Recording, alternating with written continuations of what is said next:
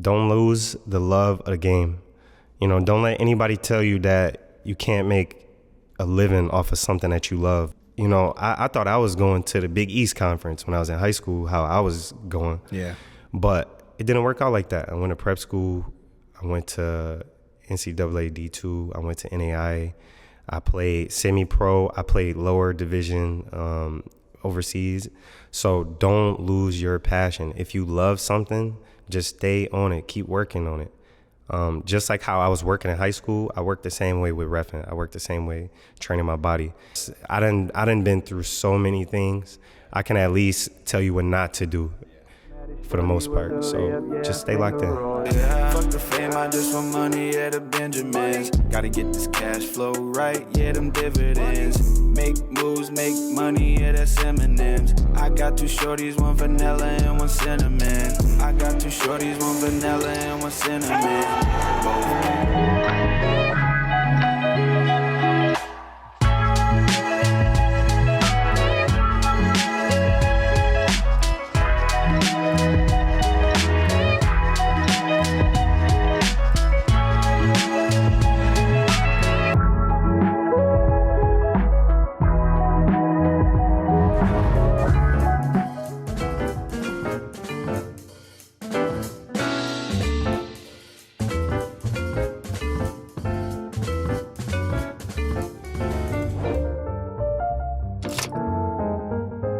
So here with my guy Molly. How you doing, bro? I'm good, bro. How you? Good. We just wanted to have you on. Well, I wanted to have you on because you got a super unique story. We like to have our athletes come on, whether they played in Buffalo or they grew up in Buffalo. Obviously, you did both. So you've been in Division II basketball, overseas, been as far as not many people have been. So I just kind of wanted to get your story and see what kind of gems we could, get from your story at your point of view, because you kind of look through a lens that not many people get to look through. Okay. Starting off, I was never really that good. Yeah. Growing up, I always So was. who even got you into basketball? Oh, my dad, for sure. He used to play, he used to be nice. They call him Juice or whatever. Okay. He can't mess with me. He can't mess with me. But, so I used to always go to the gym whenever he pulled up. So it was just natural for me to have a basketball in my hand. But also I was really, really fat and overweight. Oh, for real? So yeah, as a child? Yeah, you didn't know? Fat Molly? Really? Nah, I didn't meet you till high school, bro. Bro, I was so overweight. Not fat, Maul. No, I was fat growing up. So a lot of my story isn't really talent based. It's just I always felt like I always had to work harder than everybody. So I started off in 5th grade. That was really my first real action. I was playing AAU with the Buffalo Storm. Everybody played AAU. Buffalo Storm. So how did you even make it there if you were an oversized kid? You know what I'm saying? I played at that point. I played center, bro. I was the first point center. I was fat. I ain't gonna tell you. My senior year of high school, no. In 5th grade, I weighed more than I weighed my senior year of high school. That's insane. Seriously. And how tall were you though? Were you were you a taller 5th grader? Or you were just really that big? No, I was just that big. Bro, I was 5'5", crazy. maybe. 5'5". So I was bigger than everybody this way, not that way. Yeah. So you play with the Buffalo Storm, and you kind of get your feet wet with AAU basketball. You meet the crowd, and then from there you go to City Honors. Yeah. So, but that AAU, how was that for you? Was it successful? Did it make you want to do more of basketball? Well, I always loved basketball, and shout out Glenn Taplin. He was my AAU coach over at Buffalo Storm. Yeah. So he really got on me about basketball, and I really used to work on my game because that's what he used to have his son doing and himself doing. Yeah. Always working on my jump shot. So when I was younger, that was kind of my staple from 5th up until I started losing weight. Yeah. So really, it's just, I don't know, I got a taste of AAU basketball and just playing in front of the crowd, competition. I just love competition.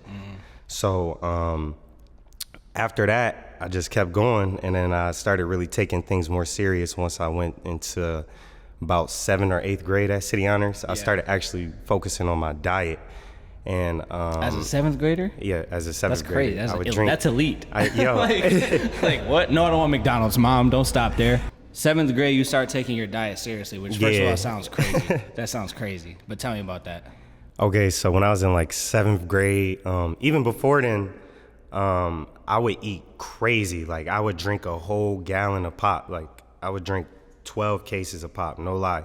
And then every single day, not every single day, but most days when I went to McDonald's, I love McDonald's even to this day.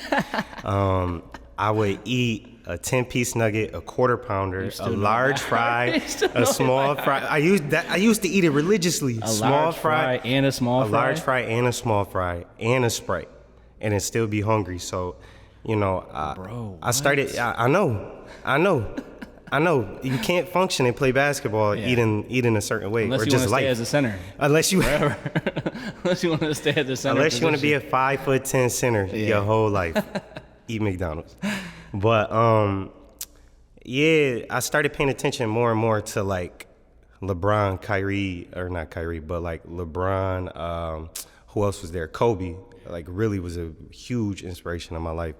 Kobe doesn't do any of that, you know. So I started really locking in to the grind, focusing on my health, and then I also had really bad asthma too.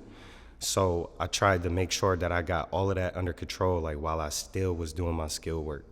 But that's when it really started for me, like seventh grade. So what did that look? What did that translate to your 7th and 8th grade year at City Honors? Like when you started coming into your own, you know, growing into that form. What did that look like on the court? Oh, that was really pivotal for me because, like I said, I was fat. I was a center. I wasn't really that good, and then everybody was ahead of me. Right. And then coming from 8th grade, when I started losing weight, out of nowhere, I started dunking. I started in 8th grade? 9th grade. Oh, wow. 9th grade was the first time I dunked. Now you're playing varsity at this time, or still? I JV? went into varsity in 9th grade. After they see you dunk one time, they're like, they say, "Yeah, we need this kid."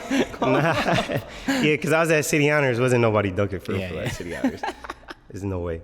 But I would say like 9th grade is when I really started taking off, not just like athletically, but just in general, like basketball wise. And that corresponded with how I treated the game and then how I treated my body first. Once you lock in 9th grade year, you have a successful season at City Honors. Like personally, you have a good. What does that season look like for you? You start, you get mad playing time, or you just kind of get on the team and get used to it? 9th grade, I was averaging like maybe 8 points, 7 points, something like that. I was just getting there. Like I said, I was still starting to lose a little weight. So I was still more so a shooter. Like I didn't go to the basket really. So I was still trying to find my way. So once you lost that weight and kind of like, because you're kind of like stepping into a whole new role. Because like the first 5 or 4 years of your basketball life, you're just in the paint and you're playing the big man, right? So you take this 9th grade year to get kind of accustomed to that guard role. Then I'm assuming your 10th year, you kind of like fit into it for real. Nah, junior year. Okay, so junior year, you fit into that role for real. Who helped you get to that point? Mark Price. So tell us about that. Shout out Mark Price. Definitely shout out Mark Price. Crazy. Mark Price training. I locked in with Mark Price and Glenn Taplin. Yeah. And Mark Price at the Salvation Army. I'll never forget. I was in there trapping. I would not go to class, okay? I would go to class from 3rd period to maybe like 5th period. So only a couple periods. Yeah. And aside from that, I'm in the gym. I'm in there doing footwork drills with Mark Price. And that's where I really started getting... skipping school? Yeah. Ew. You crazy? I was skipping school anyway. Come on, might as well go to the gym. Come on. Don't do that, We don't condone that, all right? We don't don't condone it. Don't do that, because you don't want to end up going where I went up. You want to go to class. Okay. All right, go to class. Grades come first. So you're working in the gym during school. Yeah. And just grinding, getting way better. Mm-hmm. A lot of it was footwork and ball handle drills with Mark Price. Okay. So before then, like I said, I was a jump shooter with Glenn Taplin. Right. And then Mark Price gave me a lot of shiftiness that I didn't really have in my game. So now you can create your and own now shot. I can create my own shot for others too. Right. And then now I'm losing weight. Now I'm getting the athleticism too. So now everything is starting to come together all in one pack. So that was junior year is when I really started taking off. But that off season, junior year, going into senior year, me and Mark Price almost every day religiously. I was in there. That's why I went from like 15 points or something to 25 in one summer. And then that's when I was really, like he said, head above the rim. I was really locked in gym 5 hours a day at least. What does it actually look like, and why is it important for kids who are in high school who like want to take go from that 15 to 25 jump? Like, what is it really like? What do you really have to be doing? I'm really glad that you asked that question, because even when I go to the gym now, I'll see kids, they say they're working hard or they're working. You're not getting any better.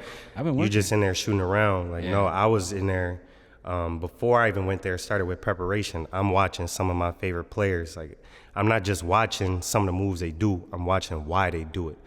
Why did you do that move? You know, why did you blow past? Why did you seal them the way that you do? So I would be in there working on some of those drills that I seen some of my favorite players doing, and I'm working it to a T. I'm working on specific moves to make sure that I can master some of those stuff. And I'm not just in there shooting threes. Like, no, I'm working on in-game right situation, making myself tired, and then I'm really trying to push that threshold. If I'm working out with somebody, I'm not letting him beat me in sprints. Yeah. Or if I'm working out with somebody, if the game is to 10, you're not beating me to 10. Like, it's over. I got to put that in my head, or even if nobody's there, I remember what I had last time. Previous time, my previous score, whatever the goal was. Like, I want to make sure that I make myself better every single time that I step in my work. The motivation to start that training regimen is cool, but like, where did you get the consistency to keep doing it all summer long? Man, I just love it. And I feel like a lot of people love it too. They just don't know how to go about it. Like, you know, a lot of guys, they'll hoop 4 days out of 7 at LA Fitness or something. Like, you just got to love it. How bad do you love it? You know, I wanted to work so bad. I wanted to be so good, so bad. I would walk to the gym if I had to, 30 minutes, 45 minutes there, walk 30, 45 minutes back. Yeah. You know, it's just how bad do you want it? Like, do you really want the body that you want? Do you want the talent that you want? A lot of it, for me, was just internal. I got tired of being, not tired, but I always was the underdog. Like, I always was the fat center. I didn't want to be that no more. I wanted to be the guard that dunked on everybody and, you know, got to it. Yeah. So I worked hard for that. So your senior year, you averaged 25. What other accolades and stuff, like how far did you take city honors? Like, what did that year look like for you? We went to Buff State, which was tough. We was in Class C. We played Middle College. Right. And who else did we play during that year? Seneca, a lot of great guys, you know, like Kier Anderson, Aaron Frazier. I was going to ask, give me your top 5 from your high school year. 9th through 12th? So what is that? That's 2010? 2014 to 2010? 2010 to 2012. I graduated in 2012. Oh, you did? Yeah. 94? Yeah. 94. I'm an old head. Sir. So give me your top 5 from 2008 to 2012. Me number 1. Besides you. Me number 1, always. 1A. Give me 1B. I got Reggie Abieko, the big from St. Joe's. Okay. He's crazy. He graduated my year. Kier Anderson, of course. So I'll go Reggie, Kier. I'm legit saying me in there. You don't got to put whatever order from my era. So I need the top 6. Though. I got me. I take me out. We got Reggie. Kier. We got Kier. Okay. You got Sterling. Because Sterling played when he was younger. You're right. He did. Sterling played when he was younger. Sterling. Matt Hart. Different. Matt Hart. That's a good one. Different. Matt Hart is up there. He's different. And then I'll even go. I'm gonna have to say Aaron. Aaron was going crazy back then. Frazier? Aaron Frazier. When did he graduate? He was crazy. He was top 10. He was top 10. He top 5, top 10. I thought Aaron was young. Nah, he graduated 2012. Really? Yeah. I did not know. He got second team. Wow. He got second team. Western? Yep. That's crazy. And I got 4th team. I remember that. It was a last minute addition. I bet you he holds that over your head till today. You don't want to do that. 4th team. I still remember that. Yeah. But yeah, Aaron Frazier, he's top 5 in there, if I can't put myself. No, that's a super elite top 5. Respect. So tell me your kind of your stance on, because I assume that you kind of went crazier earlier in high school. And we didn't really play city honors after my sophomore year. Like, I don't remember why, but so I never really saw you killing at a junior and a senior. You know what I'm saying? But tell me your stance on, like, the private versus the public schools in terms of where kids should go, where their parents should look for, if you can. I know it's a lot of different factors to it. I would have assumed that you got the call from a private school, but you're telling me that you didn't really blossom into that 25-point guy until his senior year. I got the call from the private school. I was gonna go to Timon. So tell me why you didn't. City Honors is obviously one of the better public schools, especially at the yeah. time. I know like they were like ranking in the country, which they probably still are. But tell me why you would like to stay at City Honors and just your view of the general private versus public. I didn't even want to stay at City Honors. My mom made me stay just for for real? academics. Yeah, but I wanted to go to a private school because I wanted more recognition locally, and I wanted to get into a better college because I'm putting up these numbers, but I was at City Honors. Right. So it was tougher. Yeah, it was tougher back then because film wasn't really like a huge thing. Now it is. So I would say go to wherever you feel like is the best situation for you, playing wise and academically. Because if you can't get on the floor, both in the classroom and out of the classroom, then we're not even talking about anything. You wasting your time. Wasting your time. Got you. Just go where you're wanted and you can play and you have an opportunity to really showcase your talent. I would say because there's a lot of film out there. Yeah. Just hit my boy up. It'll get you right. So finish with 25 a season or 25 a game at City Honors. How does the college process look? Who's calling you? Do you get any offers anywhere? How does that look? I actually had a decent amount of interest when I was in high school because not only was I playing good, but when we played all of the best schools, I was killing them. Killing them. But I was an idiot. I had a really low GPA. Like you said, I went to class right from third period to fifth period. I didn't have a good GPA because I'm skipping class. I'm not doing exactly. How could you? So when it came Especially down, at City Honors, it's over. Especially at City Honors, I thought that the name was going to carry me. Like, oh, you went to City Honors, but your GPA. Nah, they didn't care about that. They say, yo, we can't even get you into the school unless we put you in a special enrollment program because your grades are low. So a lot of those schools that I was taking unofficials to, or they were calling my phone. Once the second period came out, the second market period or whatever, the half, it was over. Lost. Not even a second call. Not even a second call. Tell you like we can't accept you because of your grades, or well, once I lost one, because I was getting recruited locally, like UB, Canisius, stuff like that. I didn't get Niagara, but I had Damon too. They all were calling me. Mm-hmm. Once one of them stopped calling, they all stopped calling. It was almost like they all knew. Like, hey man, it was almost Molly from City Honors. I don't know if you've seen his transcripts yet, but this boy cannot get in. Can't even get in. Tough, bro. How did you deal with that? That's gotta be like.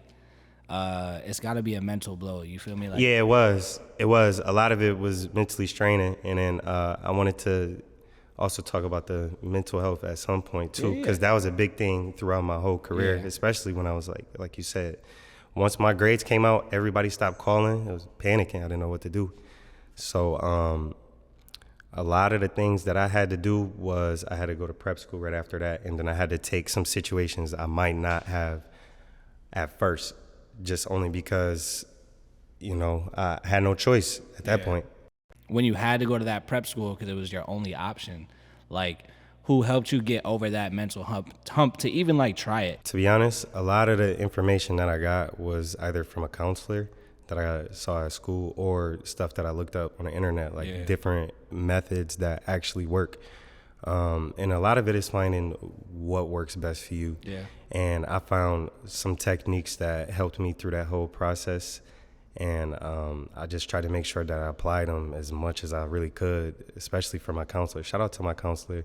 Yeah. And, shout out Google, honestly. You just gotta make sure that you really lock in, because it's tough out here, like, seriously. Especially for athletes, bro, because it's like you're used to being the guy or the girl. You feel me? When you're at that level, I'm scoring 25 a game. I'm catching bodies left and right. Right. Like, it's like there's no way a school is going to look at me and deny me, and then it's like, nah, none of us can take you. It's like that's a hit to your ego. You feel me? So it's like you definitely have to lock in and find those techniques to find a different way to just deal with that. And, you obviously can't hold it all in because it's only going to be damaging to you. So what prep school do you end up going to, and how does that work out?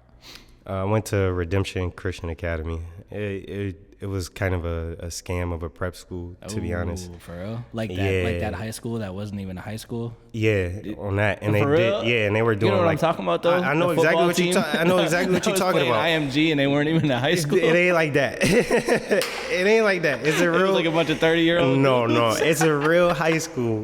A real prep school. You know what I'm talking about, though, right? Yeah. But it was a high school and a prep school. Okay. It had real courses for the most part. But you go there for basketball, but they wouldn't be treating you like a basketball player. So, going from that mental health situation to a next where they more so treating you like workforce.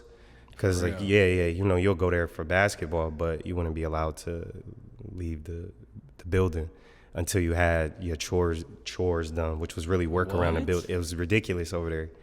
Redemption, it was ridiculous. Working, so you had to like clean the building? Yeah, stuff like that. Like your room or like the building, paint, what, sell stuff. Bro? Seriously. That's gotta be illegal. It's no way. It bro. is. It's definitely illegal. It's 100% illegal. What?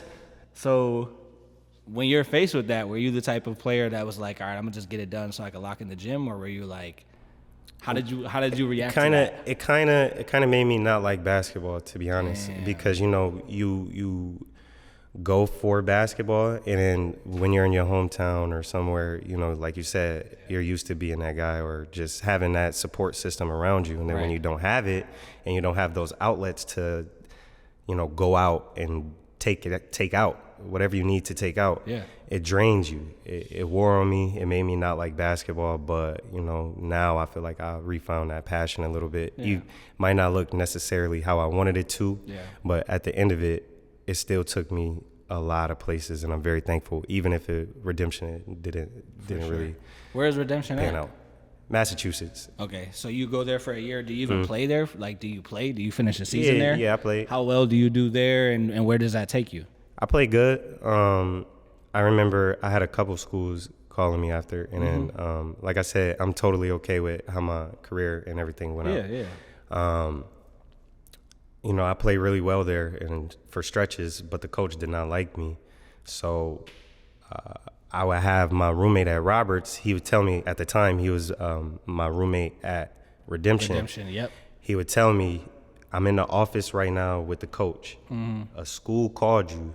University calling for you. Calling like for how, you. Like where He picked up the phone, and bro, this was crazy to me. When he said this, I had to leave. He said he picked up the phone. He said he's not a Division I point guard. He's not a Division I guard, and hung up the phone on him, like at Redemption. So, I said, okay. That's crazy.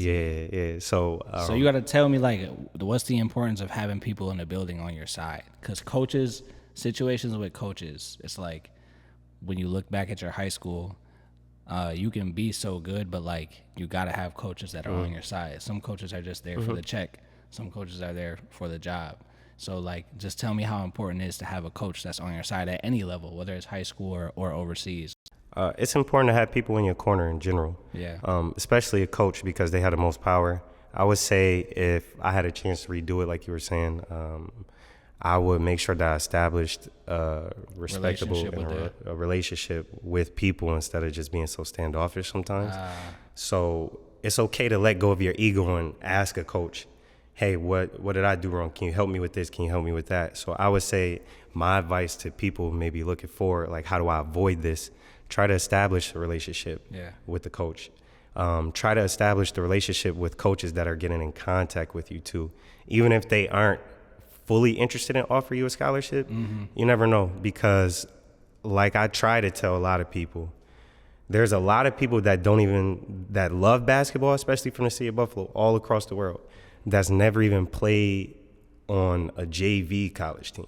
You know what I mean? That's never been a walk-on at a college team. Right. That's never been on the bench at a college team. Just being a part of an organization, a part of a team is a brotherhood. Right. So I would just say, make sure that you do what you can do to make sure that you get to that state, and don't let anybody kind of steer you off of that. Coaches, people, just stay locked in with building genuine relationships. And usually when you hear somebody say like the coach didn't like me, it's like, bro, the coach really not like you. What else did you do? Yeah. Like the teacher don't like me. Like, what was you really doing in class? Yeah, bro? for them not to like right, you. They just don't me? like you for no reason. Yeah. So I'm glad that you like kind of mentioned that you feel like you were probably a little standoffish and you feel like you could have redid that part of the relationship, even though obviously that's not the only reason why you would get disliked. But so how did you get to Roberts then? If college coaches were calling and he was just you, so you leave Redemption this is the middle of the season or like after your season's over? I left after the season, right after. So and how did you get in contact with Roberts? Well, they actually liked me so much that they called me personally. And I need his personal number. They told me, and this is what they said. They said the coach tried to call us and tell us not to recruit you. Bro, that's crazy. But he said, this is what the coach told me, my coach. He said, but we didn't care. We seen enough. Like, we liked you since high school. Right. And now that your grades are up, we want you. Like, we feel like you're still, we want you. Right, which has to feel, well, on one hand, has to feel terrible for you, but great for you on the other hand. Because it's like, my coach is really trying to, like, hold me. He was really trying, and not just with Division I schools, everywhere. Right, like, every school that called. I don't know how many schools called, but I know for sure 2 schools called him. Yeah, and then this other school is saying, we want you. Like, that had to feel great. You feel me? Like we want you, we're in your corner. Yeah. So was that the only school that you got in contact with after Redemption, Roberts? So you go straight there? Yeah. And how does that go? It didn't go as planned because right after that, I ended up herniating my disc and pinching my nerves. And that's why I lost. Sheesh. Yeah. So I herniated my disc. You did that in the season? Like right workouts? At Redemption. After Redemption? Yeah. Basically just training for the next season? Well, doing all of that work that they had us do. What? Yeah. On the building? Yeah. I herniated my disc. And then I went exactly. Call the lawyer. And then I went to Roberts. We had our preseason training and something was off. And I was walking on crutches for maybe a couple months at Roberts. I was sleeping on the floor because when you herniate your disc, you can't lay on anything soft. You need something with support. So, like I said, I went from one situation, mental health, right? Right. And then I went to another situation. Things just keep progressing worse and worse.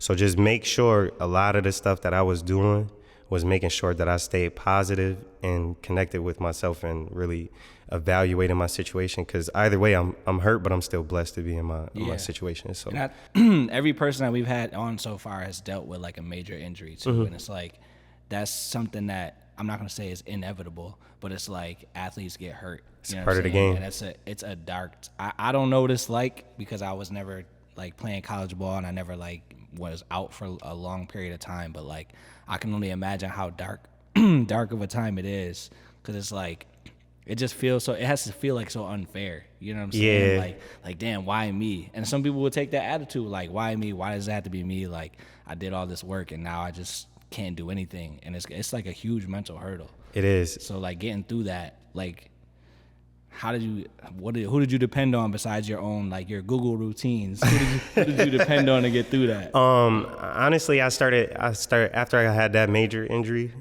I started getting hurt more and more often. Oh yeah. So actually one of the people that I looked towards for guidance was Derrick Rose, to be honest. Derrick Rose was hurt a lot of the time, but his passion really never wavered, and he never had that why me mentality.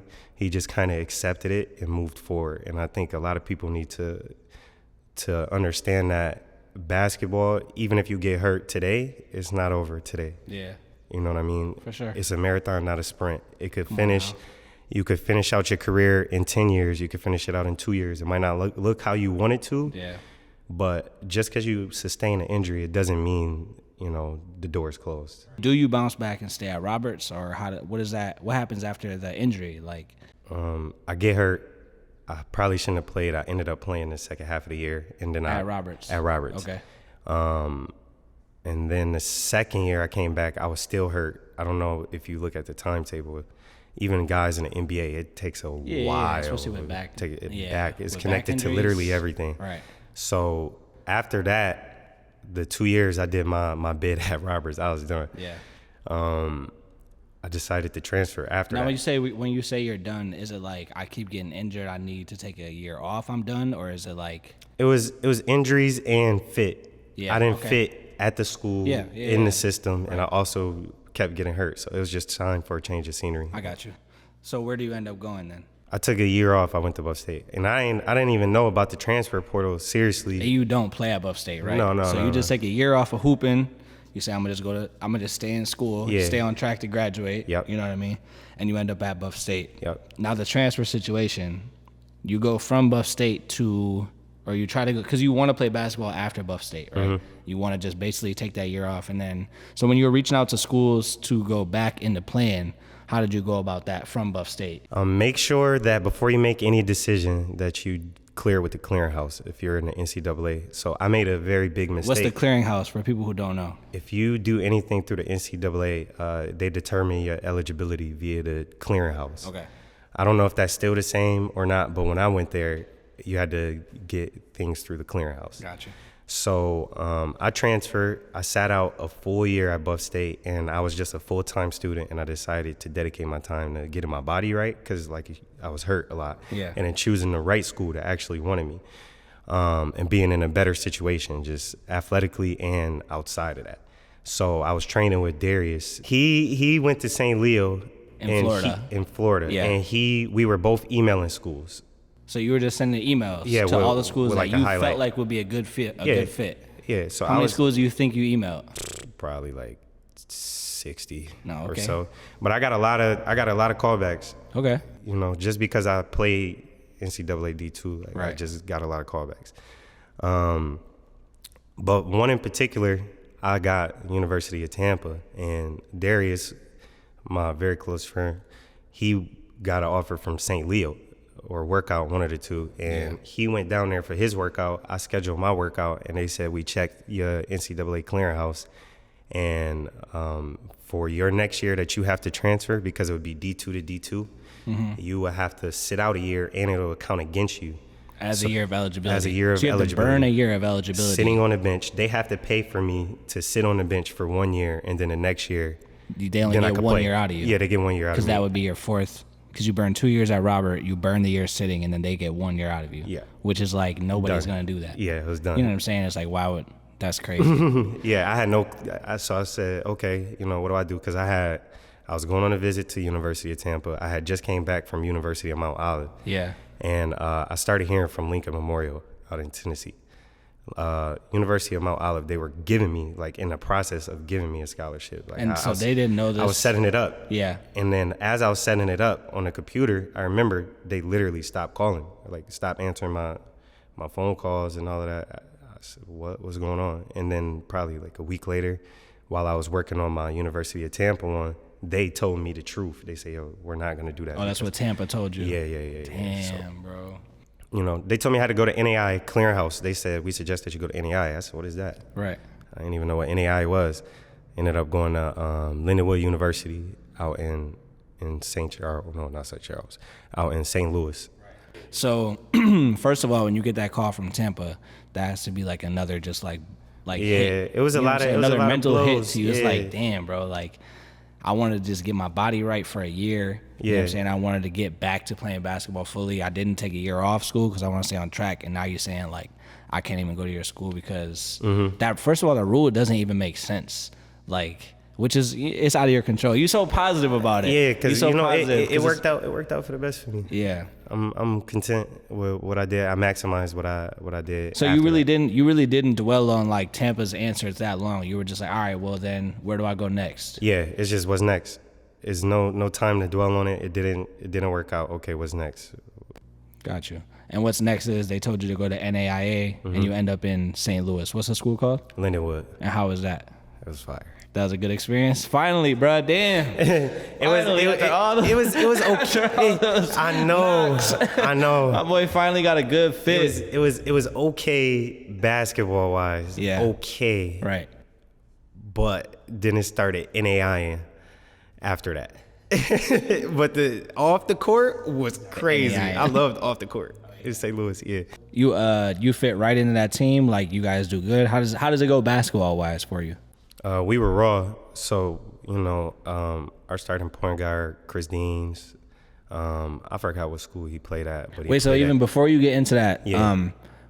because when people say, "Oh, I played NAIA," it's like it's a knock on you. You know what I'm saying? Like I played for City Honors, it's a knock on you. You know what I'm saying? Because they're like small schools. So like, explain to me the competition level of NAIA, because they're like, oh, you're not D1 no more, you're not D2 no more, like, oh, you're an NAIA. I thought that too. You thought that until I went out there. Yeah. And I realized that a lot of, especially in my conference, a lot of the guys that went NAI from my conference were Division 1 or Division 2 transfers that just ran into like some trouble, academic or outside. whatever happens. Yeah. So a lot of the guys were really good. Yeah.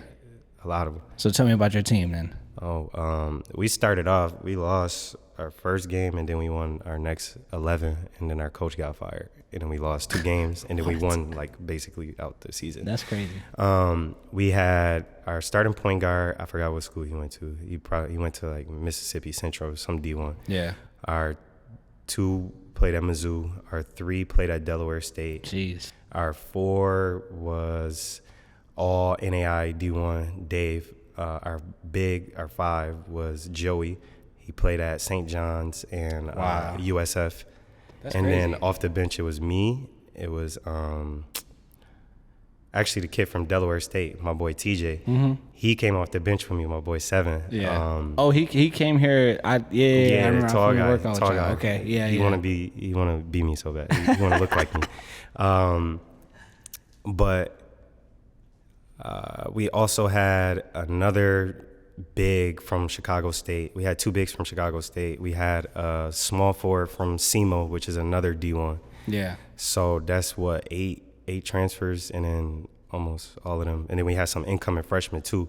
So 8 transfers, D1 or D2, like including me. Right, especially including you. In the rotation, I was kind of like, D2. in the rotation, I was kind of like, I came from the smaller school. Yeah, out of everybody there, they looked at you like the guy who came from like the smaller school. Yeah, it was and like, it's crazy because like people who didn't necessarily know that situation would probably look at that and be like, "Oh, you went down to that school? Like, what's it like? Or it's like a rec ball." You feel me? Like they're probably looking at it like that. So what can you tell or what could you say just about that situation? Because I feel like especially like kids around here who haven't necessarily seen like basketball on those levels. They'll look at these schools and be like, that school is like a waste of my time, or like, it's not like, what am I going to do at that school? That's rec ball. You know what I mean? Like what would you, I guess, what advice would you give them, or like how to look at these schools in competition wise? Do your research. Yeah. Don't be so close-minded to only Buffalo. You let Buffalo influence, like I did, rightfully so. Yeah. I thought NAI was like, I don't even know what it was, to be honest. But you got to do your research. It's a lot of schools and a lot of situations out there that's more than an hour or 2 hours away.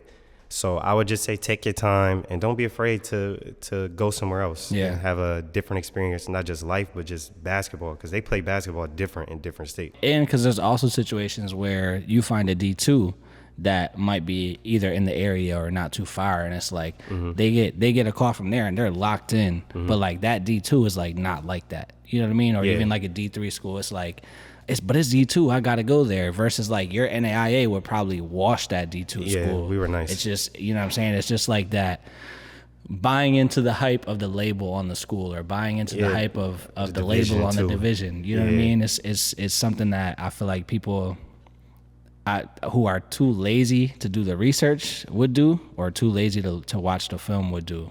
So it's good for kids to know, like, if you want to get to another level or just play competitively, just do your research. Don't just buy into the label. Yeah, don't just get so caught up in chasing the division.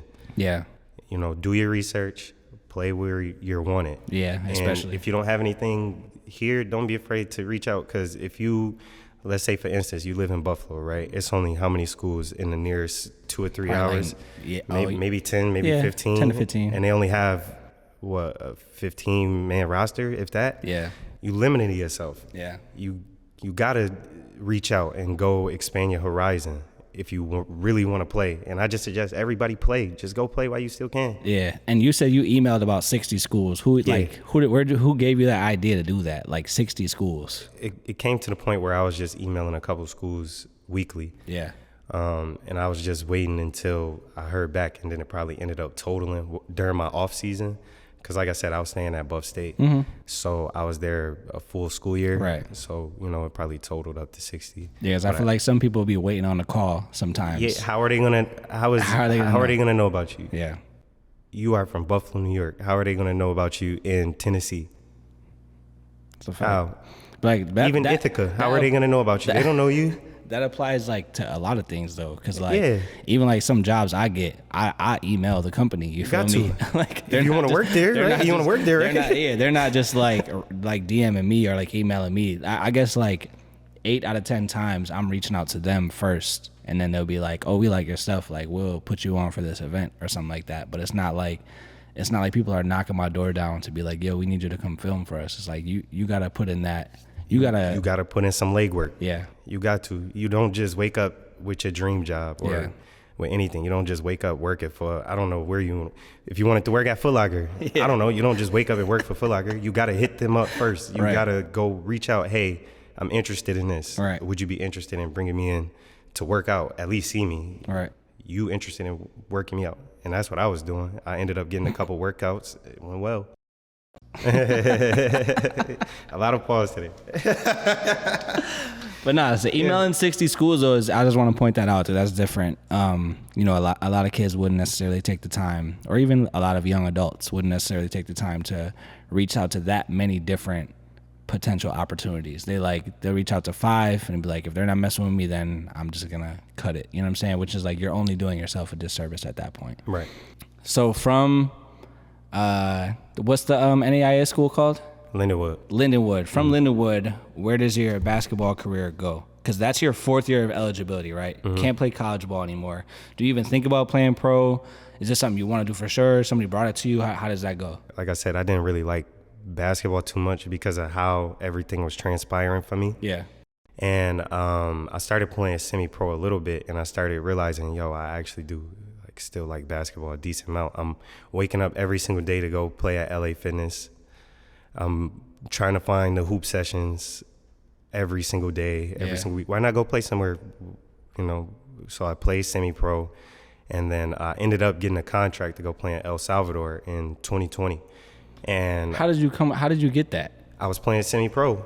Okay. I played semi-pro for the Razor Sharks. Yeah, Rochester. And they saw you in El Salvador? No. That sounds mad random. I got lucky. My boy TJ, the one who I said, shout out, he played overseas. Oh, so he had to look first, and he was like, yo, I got a guy. They needed a guard. I got a guy that's currently playing right now. He averaging, 16, 17, something like that for the Razor Sharks. I got a guy that's playing. Sent them my film. They sent me my contract over. I signed it. I thank DJ Low, I sent it to DJ Low. I said, yo, bro, I'm out. I'm going to be out in 2 weeks. Yeah. And just like that. Yeah, just like that. I was working my regular job. They sent me my contract. I said, yo, DJ, I'm out in 2 weeks, bro. I'm lit. That's crazy. Congrats, bro. COVID hit. Damn, bro. Right before I could go. You can't catch no a break. Yo, you can't get nothing, bro. Nothing but L after That's L. Crazy. 2 weeks before I was supposed to go, COVID happened. My man's got stuck in El Salvador. TJ. Yeah, TJ got stuck. I was supposed to go over there and play. Yeah. It was supposed to be my first contract. It was supposed to be with my boy that I went to, college with. So, it would have been a very easy, seamless transition going into my pro career. Sure. Then I had to wait 2 years until everything started. Right, because they had, COVID was going crazy. So it's already tough to go play overseas after you have that break. So like I said, I graduated 2018. Yeah. My contract was in 2020. Okay. COVID hit. I can't go back overseas until 2022. And it's already tough because they're not really letting new players in. They really only signing older players. Yeah. Not older players, but players that's played in the countries recently. So it was really hard for me to even get this job that I just had in Armenia. Yeah. So you didn't go to El Salvador at all, right? Nah, I wasn't able to. How did you get the call from Armenia then? I was able to play in the TBL Summer League. This is crazy. What's the TBL? It's the best semi-pro. That's the Syracuse Stallions playing Syracuse Stallions, all of that. Yep. So Syracuse Stallions, and I go in Vegas. Who did you play with? I play with the ATL Aliens. They picked me up. Atlanta? Yeah. What? I don't know. I got picked up. You live down there? No. I got picked up. I sent them my film. So you would fly to the games or something like that? No. I never played in the TBL. They picked you up for the playoffs? They picked me up for the summer league. That's crazy. TBL summer league. That's crazy. So I played in the summer league. I got noticed. A guy emails me, or he tells me after. He's like, "Yo, I got this opportunity in Armenia." Like a scam. I know, right? I was skeptical at first. I really was. What did you say in the email? Not the email. He told me, I think in person or text, one or two. When I went back home in Buffalo. Yeah. Ridiculous. So I go home in Buffalo, like, I got this opportunity in Armenia where you could play. It's 4 months. You'll earn X, Y, and Z while you're over there. Yeah. But the key is, it's unfortunate, but you got to drive to Canada to go for a workout. Yeah. I said, I live near Canada. It was close. It was only next to us. Yeah, it was right. It was like an hour drive, hour some drive, maybe hour 30. So I drove to the workout. The guy owns, ridiculous. The guy owns a team out there. In Canada. Owns the team out in Armenia. I worked out for him. Oh, he lives in Canada, but he owns the Armenian team. Yes. Okay. Yes. So I worked out for him. After I work out for him, it's like, yo, we want you, we'll sign you. Wow. And just like how that works with colleges, you know, one team signs you, another team might hit you up. Yeah. So like another team in there hit me up, less money, but they say, yo, you could come right now. That first team where the guy owned, it was for this up and coming season. Oh, okay. In November. Yeah. So I'd have had to wait another year. So it would have been 2020. Yeah, 2022. Yeah. I went overseas in 2021. Right. So I ended up signing to that other team that called you. The other team that called me said, yo, we'll just sign you right now. We'll let you play right now. Right. Okay, that's easier. I've been wanting to play for years, for 2-3 years now. Appreciate it. So you just left the country just like that? Left the country just like that. And you lived in Armenia? Yeah. That's crazy. It was a 25-hour flight. Damn. 25-hour flight. What was that like experience like? That had to be like so different. It's different because the analogy that I always like to use is, or not analogy, but the picture I try to paint for everybody is, imagine you're hungry, right? You're going to go to the gas station, or you just want to drive out there and get something to eat. Right. You're not doing that. How are you going to do that? Nobody there speaks your language. But you get nobody money. you get money. You point at but you could point. If you're looking for something specific, you're the only, especially me, you're the only black person they've ever seen in their life. So they're looking at you. They're not being able to understand you, and you're miming out what you want, like a bag of chips or something. You're miming out. How do you mime out a bag of chips? Exactly. But you know what I mean? Is that those different cultural differences that make life just, you take for granted. Yeah. Everybody understanding you and just being able to really point. And then when you go overseas, your life is really basketball. Like you wake up, practice, drills, you're eating a certain way, you're thinking about how to be the best pro, because at the end of the day, that's how you get paid. Yeah. You are your biggest investment at that point. So that's really what being a pro is, because like you can. Damone was saying like after college, like when you play college, you have, all right, next year is the year I'm gonna blow up. But like once you get into the pros, it's like today could really be my last day. I could get cut today. You could score 8 points home, and they'll send you home after the game.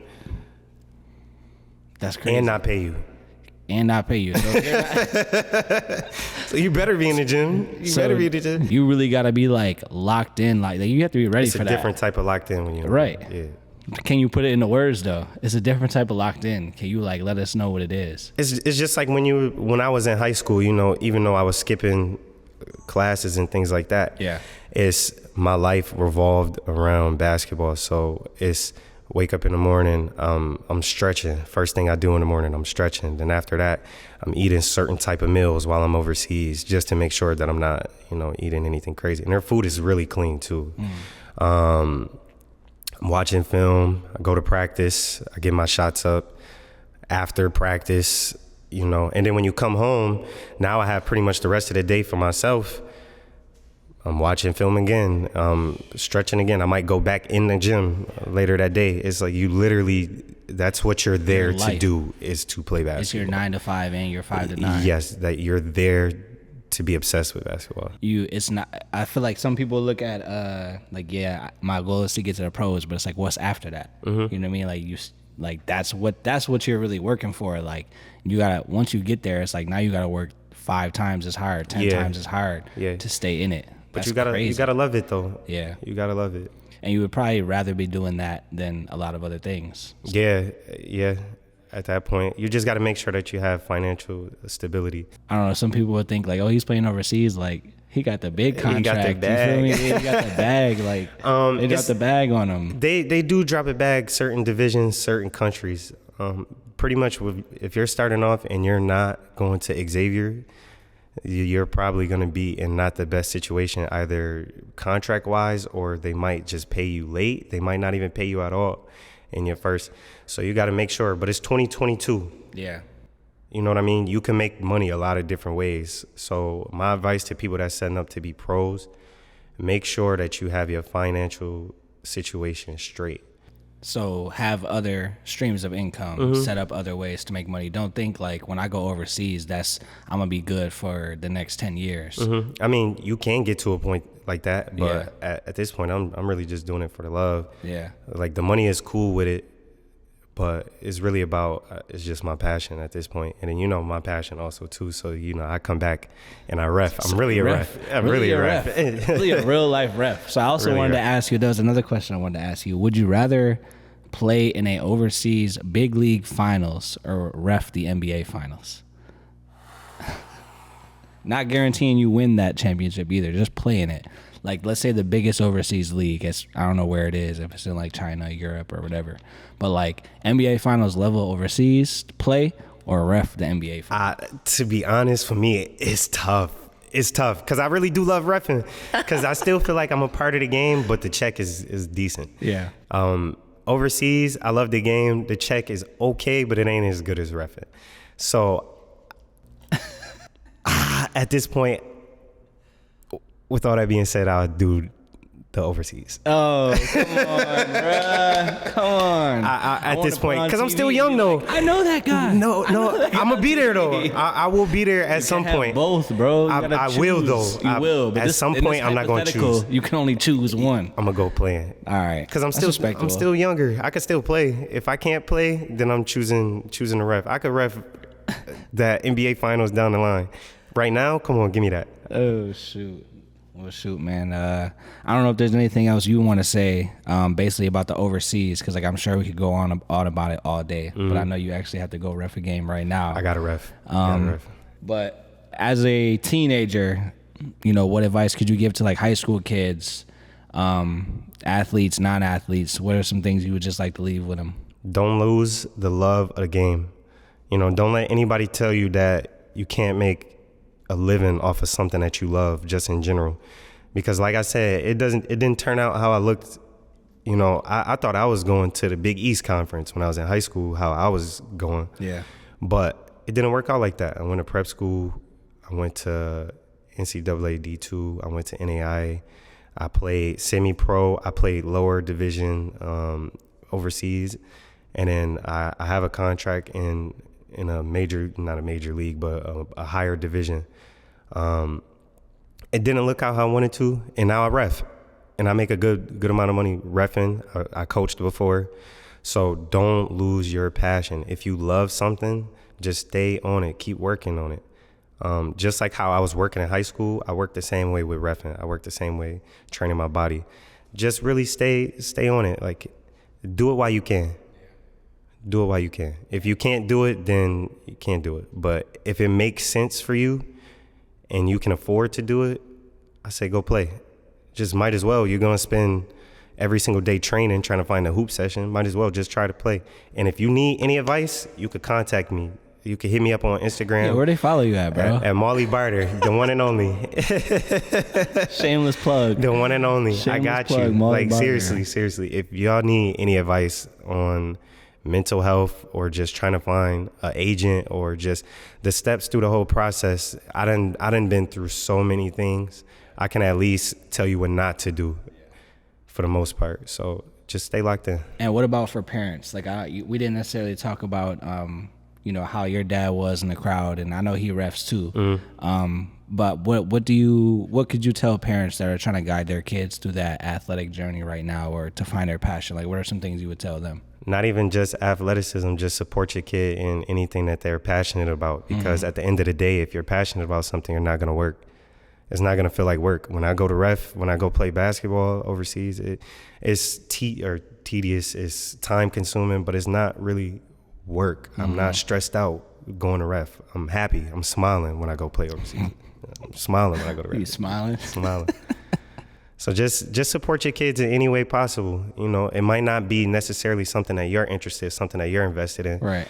But if it's something for them, they'll work hard at it to try to at least monetize it and make sure that they're good at it. All right, man. Future NBA Finals ref. Really, though. Future. Really. I'm one of the youngest refs upstate.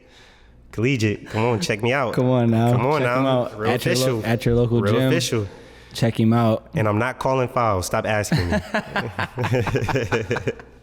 All right, we'll sign out with that. I appreciate you, bro. I appreciate it. I wish we could dive more into the story because I know there's probably a million things more you can tell, but I appreciate you coming through and giving us a little light. And good luck with everything, man. Yeah, good thank you. For sure. My boy. Cool. I hit the club and do my dance cause it's my favorite song. It's niggas standing watching hating, we don't get along. I'm getting to this money like it was a pick and roll. Nigga mad as shorty was a layup, yeah, finger roll, yeah. Fuck the fame, I just want money, yeah, the Benjamins. Gotta get this cash flow right, yeah, them dividends. Make moves, make money, yeah, that's M&M's. I got two shorties, one vanilla and one cinnamon. I got two shorties, one vanilla and one cinnamon. Both bad, both tens, yeah, they synonyms. Everybody get your hands up cause it's a robbery.